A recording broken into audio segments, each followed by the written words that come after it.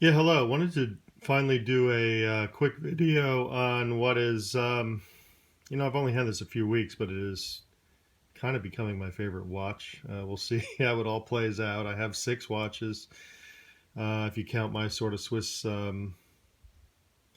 timepieces.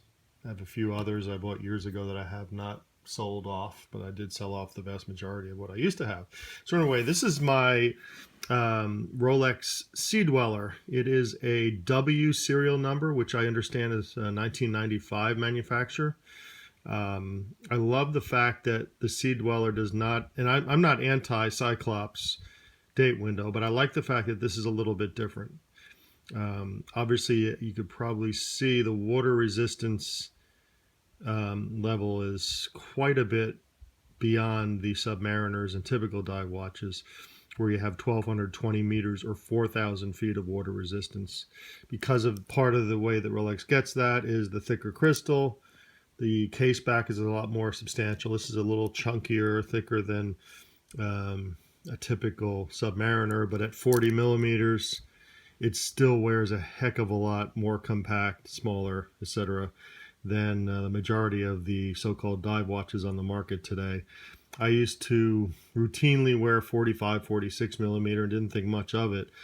But as time went on and I got more into watches, I started to realize that these things are gargantuan and really appreciate the 40 millimeter range, even though I am certainly not a petite guy. I'm like 6'3", 245 pounds ballpark, which is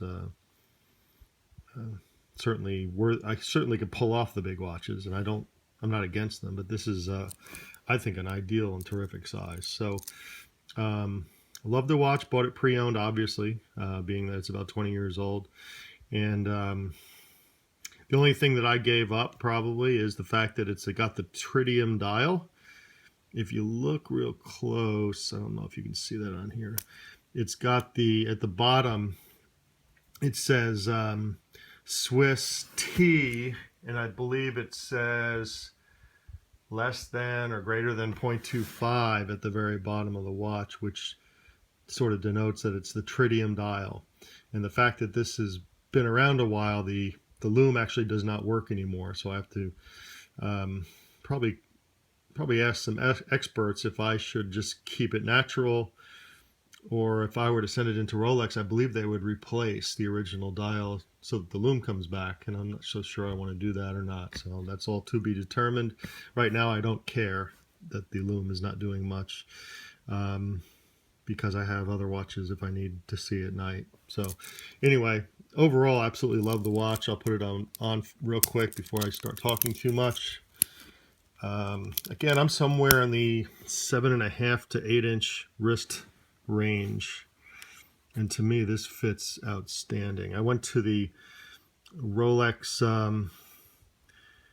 authorized, one of the really nice locations here in the Galleria Mall, and I had to buy a link. And just FYI, if you have to buy a link straight from Rolex, it is $125, and they did this incredible job of exactly sizing the watch for me, because I was wearing it for about 2 weeks and it was somewhat strangling me if I expanded a little bit. So now it is a perfect fit.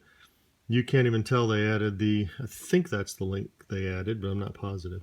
So Rolex for 125 added the authentic link, and I'm just thrilled with this watch. Have a good day. Thanks.